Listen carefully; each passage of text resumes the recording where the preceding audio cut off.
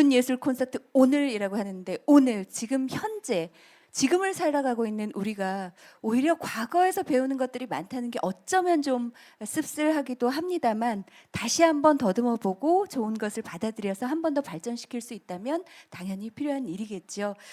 네. 이렇게 또 역사 속에 들어가다 보면 나는 누구? 여긴 어디? 갑자기 나를 찾게 되기도 합니다. 그래서 또한 필요할 겁니다.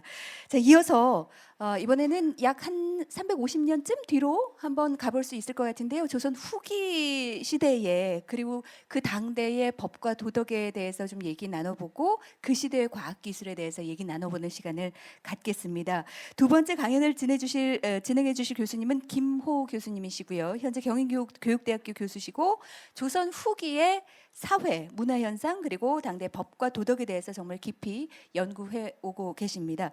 최근에는 조선 후기의 법의학과 정조의 리더십에 대해서 연구하고 있는데요. 원통함을 없게 하라라는 저서도 내신 바 있습니다. 정조, 새로운 법의학의 시대를 열다라는 주제로 함께 얘기 나누겠습니다. 김호 교수님을 큰 박수와 함성으로 맞아주시기 바랍니다. 오늘은 정조 임금이 뭐 하신 일이 여러 가지 있는데요. 그 중에서 제가 주로 관심 있는, 저는 주로 조선 시대 고문서 중에서 살인 사건 문서를 보는 사람이에요. 그래서 이제 주로 살인 사건 관련돼서 문서들을 보고 전혀 역사 쪽에서 연구되지 않은 분야들을 연구해서 새롭게 발굴하고 이제 그런 역할을 좀 하고 있는데, 제가 사과에 갔을 때 저희 아버님은 이제 세종이나 정조나 이런 큰 임금들을 연구하시기 바랬지만은 저는 남들이 안 한 거를 하고 싶은 생각이 있었어요. 남들이 안 한 거를 하면은 좋은 게 뭐냐면 제가 하면은 그게 다 정설이 되는 거예요. 남들이 안 하기 때문에. 그런데 문제는 뭐냐면 아무도 관심이 없어요. 저만 관심이 있어가지고 별로 인기가 없어요. 이제 그런데 어쨌든 그런 와중 속에 제가 규장각에서 이제 있는 동안에 그 서울대 규장각에는 지금 조선시대 살인사건 자료가 한 500케이스가 남아 있어요. 남아 있고 또 문서로는 한 2,000권 정도의 엄청난 분량이 남아 있어서 실제로는 조선시대 새로운 민중사 영역을 이렇게 새로 개발할 수 있는 그런 보고가 있음에도 불구하고 저런 연구들이 아직 이제 미진한 거죠. 그래서 저런 연구들을 이제 해야 되는데, 오늘은 그런 것과 관련해서 정조대의 이야기를 조금 말씀드리려고 하려고 이제 왔어요. 조선 후기로 가면 이제 점점점 더, 언제나 그랬지만 사기꾼들도 더 많아지고 사람을 죽이고 위장하는 기술도 더 많아지고요. 속임수가 점점 늘어나요.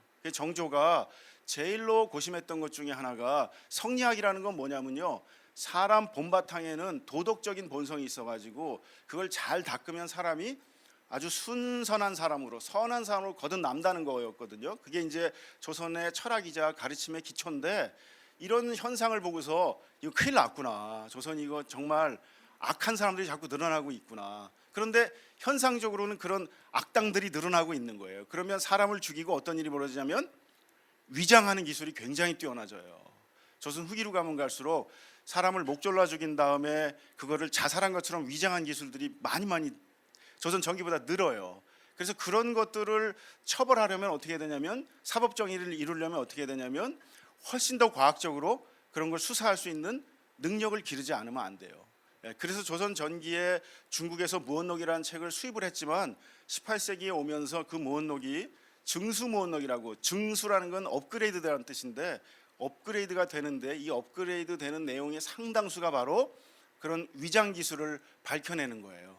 그런데 그 거꾸로 말하면 위장 기술이 늘었다는 얘기는 이제 사람을 죽이고 위조하는 기술들이 늘어났다는 거예요. 사람들이 그만큼 이제 사악해지고 이제 그랬다는 것을 증명하는 것인데, 그것과 관련된 오늘 법의학에 관한 이야기를 말씀드리려고 하는 거예요. 조선 후기에 정조대에 여러 가지 과학적 지식들이 있지만 제가 보기에는 오늘 그 조선의 법의학과 관련된 좀 깊은 얘기를 오늘 드리려고 하고 있고, 그것이 이제 오늘 제가 이 슬라이드를 준비해 갖고 온 내용인데, 그런 살인 사건이 벌어지면 이제 조사를 하고 이런 법의학에 기초해서 사건을 해결하고 그러는데, 이렇게 생겼어요. 검안이라는 자료가.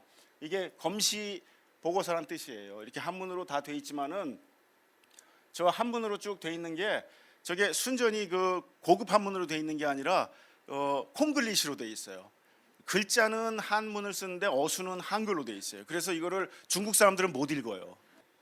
근데 이제 정조대의 살인사건 보고서 현재 남아있는 보고서는 없고 이게 다 19세기로 내려간 것들이 지금 규장각에 남아있는데 거기에 보면 이런 식으로 현장에 사용된 범행에 사용된 도구들도 다 이렇게 그려져 있어요. 이 지금 식도 절구방망이 막 이런 그려져 있잖아요. 조선시대 사람들이 은근히 칼을 많이 차고 다녔어요. 지금 아마 칼 차고 다니시면은 한국 사람들 욱하는 성격이 있어가지고 칼부림 날 거예요. 조선시대 때 막 칼부림 많이 났어요. 그래서 이 칼로 깡패랑 시비가 붙어가지고 형제가 가고 있는데 저 칼로 형님이 돌아가셨어요. 그러자 동생이 어떻게 했을까요? 바로 저 절구방망이로 깡패를 바로 쳐 죽였어요. 복수한 거예요. 저렇게 되면 어떻게 될까요? 형제의 우위가 단단하다 그래서 정상 참작을 해주셨어요. 그게 조선시대예요. 근데 깡패가 무서워갖고 집에 도망갔어요. 생각해보니까 억울해. 우리 형이 저렇게 당했는데 내가 이게 뭐야. 그 다음날 가서 막 어떻게 해코지 하잖아요. 그러면 계획살인이 돼요. 그러면 처벌을 받아요. 그러니까 어떻게 되면 24시간 안에 아니면 형님이 그런 또는 아버지가 그런 어머니가 그런 일을 당했을 때 자식된 도리로 형제 도리로 어떻게 되겠습니까? 자신의 본연의 마음을 분출한다면 바로 복수를 해야 되는 거예요. 그게 조선시대 사람들에게 맞는 도덕 정신이에요. 그래서 그런 거를 권장하지는 않았지만 그런 걸 했을 때 처벌하지는 않았어요. 왜냐? 그게 진정한 자식의 도리고 그게 진정한 형제 간의 우애거든요. 그래서 우리가 조선시대가 중국 명나라의 문물을 많이 갖다 사용했거든요. 잘 아시는 것처럼 법전도 대명률, 명나라 법률을 썼어요. 명나라 법률에서는 근데 희한하게도 아버지가 누구에게 해코지 당하고 있고 맞아서 막 돌아가시려고 그러고 위험한 상태에 놓여 있어요. 그럼 아까 어떻게 한다고요? 자식된 도리로 바로 가서 그냥 상대를 갖다 응징해야 되거든요. 그렇게 되면 사람을 이제 죽이게 된단 말이에요. 예를 들어서 그러면 명나라 법률에서는 아버지를 구하려다가 상대를 죽인 경우 어떻게 한다고요? 그건 사형에 처해져요. 살인죄가 적용돼요. 그게 명나라 법률은 그래요.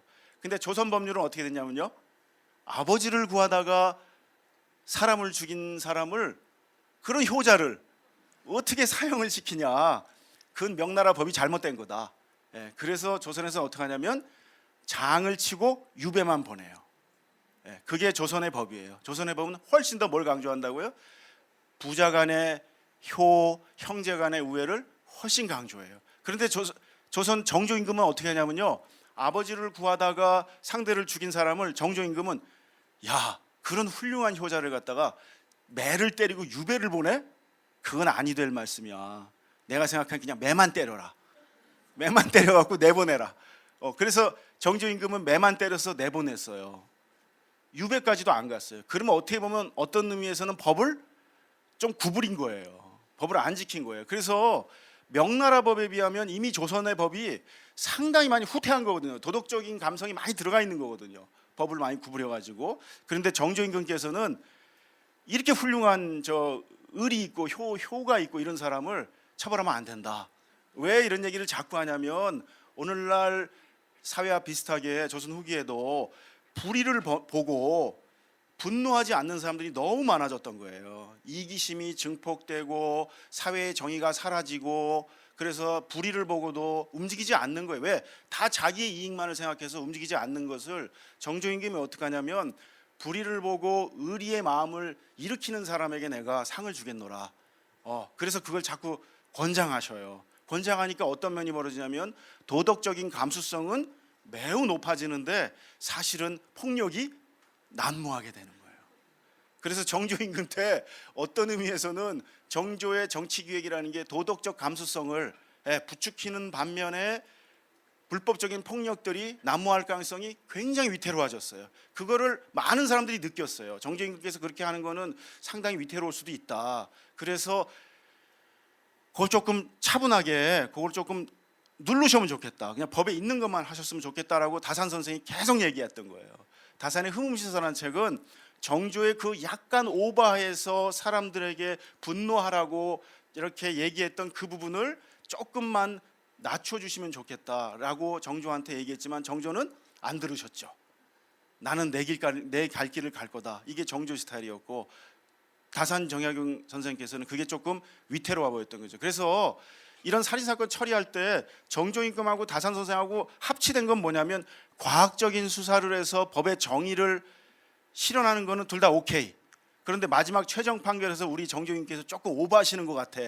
내가 생각하기에는 다산 선생은 그렇게 생각하셨어요. 근데 정조임금은 그렇게 생각 안 했던 거예요. 왜? 지금 이 세상이 분노하지 않는 세상이다.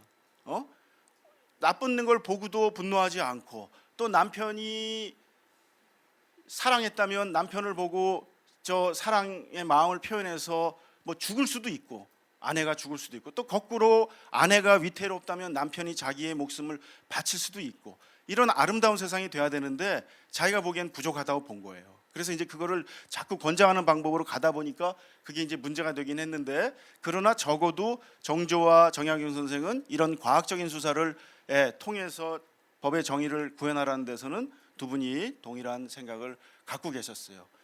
그래서 죽은 자가 안색으로 말을 해요. 조선시대는 검시가 전부 색을 보도록 돼 있어요. 이렇게 이제 현장에 지금 검시를 하고 있는 장면인데, 조선시대 유일하게 남아 있는 현장 지금 검시 장면이에요. 이 저 칼라로 돼 있는 게 평양에서 이루어지고 있는 장면이고, 지금 흑백으로 돼 있는 게 서울에서 이루어지고 있는 장면이라고 알려져 있어요. 정확하지는 않지만 조선 총독부에서 가지고 있던 장면을 갖다가 제가 조사한 거예요. 지금 저기 보시면 막 물을 바가지로 물을 뿌리잖아요.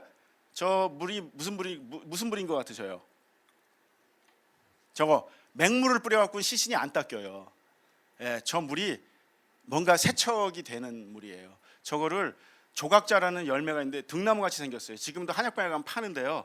그 약을 막 물에다 끓이면 비눗물처럼 미끄덩미끄덩해져요. 그 물을 조선시대 때 원래 비루물이라고 했어요. 순수하게 우리말로 비루물. 비루물로 닦았는데 서양 사람들이 소프를 갖고 온 거예요. 소프를 보더니 뭐라 그런 거예요? 비루네, 이렇게 된 거예요. 그래서 지금 소프를 우리가 비루라 그러는 게, 저 원래 시신을 닦기 위해서 만들었던 물을 비루물이라 그래요.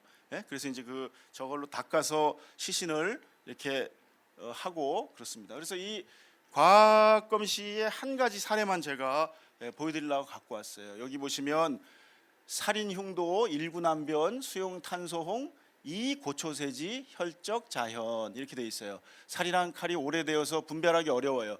칼을 살인하고 피가 묻은 거를 씻어가지고 숨겨놓거나 그럴 때 저거를 어떻게 한다고요?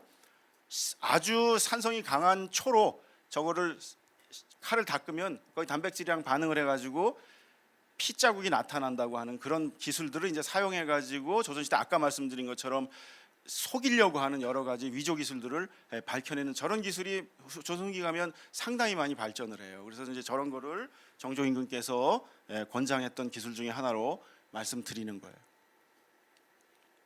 그리고 이게 바로 중수모원록에 있는 실제 검시할 수 있는 참고도. 이걸 보고서 이게 총 75항목이에요. 이 항목을 다 적도록 돼 있어요.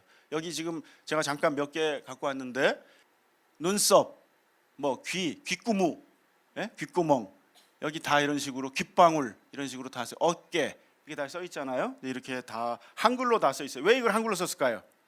조선 후기로 가면 서리들이 저런 작업을 많이 하는데, 서리들은 한문이 능하지 못하기 때문에 한문으로 많이 작업을 해가지고 저걸 했어요. 지금 여기 뒷면이에요.